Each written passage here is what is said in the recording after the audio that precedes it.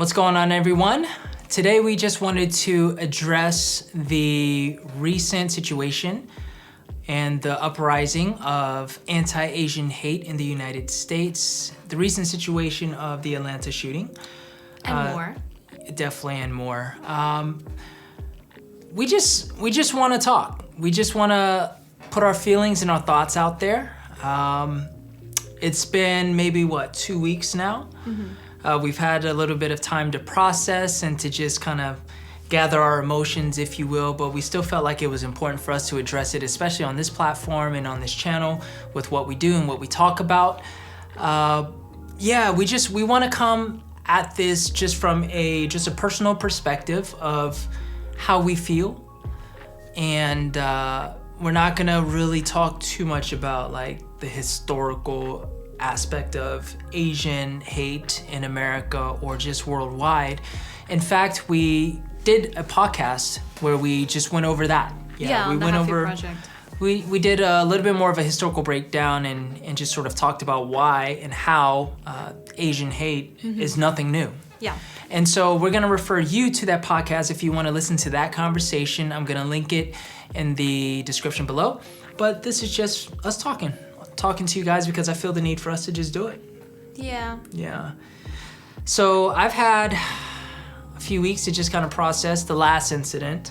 I should say the last major incident, because since the shooting, there's been, of course, more situations where people were violently attacked. Yeah. Especially in New York City. I'm seeing a lot of reports out of New York City. Mm-hmm. And this is just the stuff that's getting media coverage. I mean, this stuff is happening under the radar all the time, and it's been happening. But I don't know, for me, it's just a reminder that we still have a problem in this country.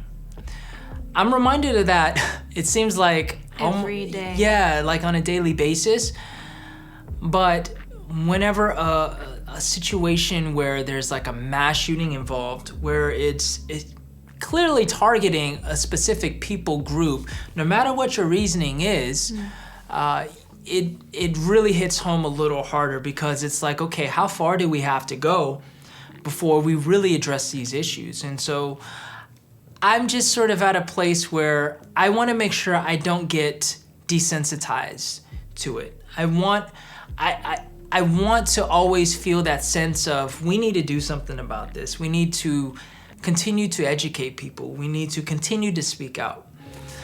So that's sort of where I am and what I've, just been thinking about the last 2 weeks specifically.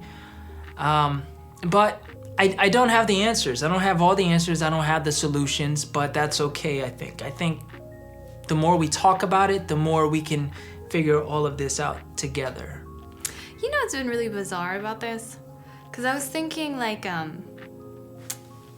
let me just put a little, what happened in my head, because there's a lot happening after that, of course, especially like what I was thinking. So when we have these kind of hate race crimes, you're put in such stark relief the difference between how certain people are treated versus others, depending purely on how you look. And so after this incident happened, I was really it was very like a turmoiled time emotionally. Mm-hmm. And then I was kind of scrolling through Facebook because I was so curious, what are my friends gonna say, or people I'm on Facebook with, what were they gonna say? And it was just weird how we had people who, I don't want to say anyone's hypocritical, but people who I know have been racist or who have not been supportive or who treated me a certain way when I knew them in school, saying like, stop anti-Asian hate. Mm-hmm. And I was like, who are you? Who are you?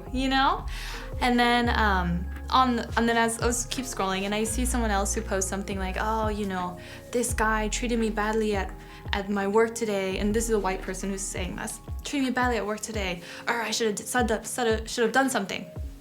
the comments below are like, yeah, bro, you should have punched him. Yeah, man, you should have done something. You should have stood up for yourself. Man, if I was there, I would have done something. And half of it feels like joking, half of it feels outrage. And I was looking through all the people leaving these comments, and everyone's white. And I was suddenly, it just hit me really, really hard at the moment. If the person was not white and had fought back in that moment, say it had been a black man or an Asian man and had fought back in that moment, then people who are already racist would say, see, this is why we don't want these people. Right. Look at them, they are bad people. We don't want these people in our country. Look at the trouble they cause. And I realized, wow, what a helpless catch-22 situation this is. Right. And I think that's why it's so maddening to see these things happen. Right. And that's why more than ever, the surrounding communities and people who have power need to be the ones to stand up. Definitely. I would 100% agree with that. And in addition, I think it's also just everyone just needs to stand up, and not just for like a specific group of people, though that is necessary, but I think just for anything that's injustice all across the board. It doesn't matter if you're black, Asian, Hispanic, it doesn't matter, you know what I mean? So I think, yes, we need to, because each group of people, I don't want to take away from black people's experience in America or Asians' experience in America. Like everyone has their struggles that are, there is crossover and similarity, but I mean, it is different. Yeah. But I think, yes, we need to focus on that as individual groups, 100%. But also, we need something to tie, like the foundation of that should be, we're all human beings and we should all be treated equally. We should all be looked at the same. And the thing is, in my opinion, I should say in fact, that the main issue that doesn't allow that to happen in America, that constantly reinforces these incidents and just people's mindsets and perspectives, is the foundation of white supremacy in the institutions of America, which consequently goes into the mindsets of American people. This is an issue that it's going on, 400 years. Since the founding of the country. It's going on 400 years. So when you have something so deep-rooted like that in the country that is still existent today, whether you agree with that or not, it's going to take a long time to unravel. Sure. And the thing is, I think a lot of people, when they hear white supremacy, two things. One, some people think that it's attacking white people. Right, which is not the case. But two, also they think that you're talking about like just a very overt institution, or like the KKK. Yeah, that's what first people come to mind. Right, something big or grand or huge. I'm not a white supremacist. Exactly. This is what happens. But the thing is, and the dangerous part about white supremacy is, it's built in to the institutions. It's very subtle in many ways, to the point where even I was, as a kid, I was very like unaware that this even existed. Same. Yeah. So like, so in me saying that we have white supremacy built into the country is not to blame white people. No. It's to say that there is an issue, and as a result of hundreds of years, there's oppression, there's discrimination, there's racism, and it's something that needs to change. It needs to be called out. It needs to change. And again, I don't know how to go about doing it. You know what I mean? I think it just takes all of us just constantly dialoguing about it, standing up, and even letting our voices be heard on a grand scale. Yeah, and having more representation out there. We have a problem. We just need to figure out the solution. Yeah. You know what I mean? Yeah. I don't know what else to say. It's very hard because it really comes down to just the roots of the people's heart and how they value others who look different from them. And, you can set laws in place. You can try to have certain governments in place. And of course, it can help and make a difference because of influence on a mass scale. But it ultimately really comes down to what is in your heart. Are you checking yourself? What are you taught? And that's really, really hard to try to squash from up to down. You know what I mean? It starts on an individual basis. Do I look at you with the same respect and value that I view myself? Or my sister or my brother, right? Are we all equals here? And this is the hard thing to tackle, I think. And something I wanted to just jump on here to add is some comments that I've heard when I talk about this with people. We mentioned earlier that when we discuss these kind of issues, this is not to point our fingers at every white person we see, including myself, and being like, oh, you're racist, it's your fault, you caused this, you caused this. This is not our intent. But somehow I feel like there are sometimes people will respond with feeling as if like, why are you accusing me? Why are you accusing, I didn't do anything. I'm married to an Asian woman. I would never do a racist thing. I got some black friends. You can absolutely be married to an Asian woman and still be racist. Totally. Whether you're aware of it or not. And that is the difficult thing. And so when this kind of incident happened, we were hurt personally. This hits at a very personal, visceral level. And we speak it out. Guys, this hurt me. This happened. I can't believe it. Racist again. Then person who feels like they're being accused or blamed, oh no, I would never do that, by the way, you know, it wasn't us. What you're trying to say is essentially like, oh, you know, you broke your leg? Well, I broke my wrist, so I understand how it hurts, so don't blame me for it. For your struggles. Right. You are not addressing the person's pain. You are not addressing their hurt. First, you are trying to defend yourself against something that we are not even accusing you of. And so when we constantly have this, oh, it wasn't me, I didn't do it, nothing is getting fixed. And so then people's voices get louder and louder and louder and louder. Until what? Right. Nobody wants violence, even if it is in the name of a good cause. So that is what I've really been thinking a lot lately, you know? Yeah, I mean, that's a good point, because whenever there's a group of people that's crying out injustice, we're not saying that, for example, when black people are crying out for the injustices or crying out against it, we're not saying that other people don't face stuff. That's right. You know, or other people are facing, and, you know, they don't face discrimination or racism in their own way, but what we are saying is we are currently being attacked in this way. This is how we feel in this moment. This is what's happening to us. And we need help, we need change. That's essentially what we are saying. Yeah. Your house is on fire. We're all gonna go put your house Right. out. Now, I'm not gonna stand over here and be like, guys, my house could be on fire too. Hello. Or it was on fire last year. Yeah, your house is obviously on fire. We as a community need to come together and put that fire out. Exactly. But where is this compassion?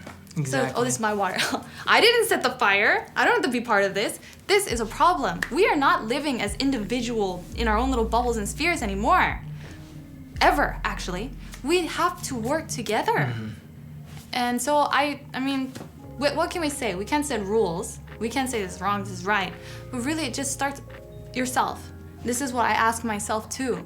Am I treating everyone fairly? Do I view everyone as equally? Do I think I'm better than you? And I need to really check myself, and I just hope that everyone does that too. Because that would go a long way in how we treat people. Totally.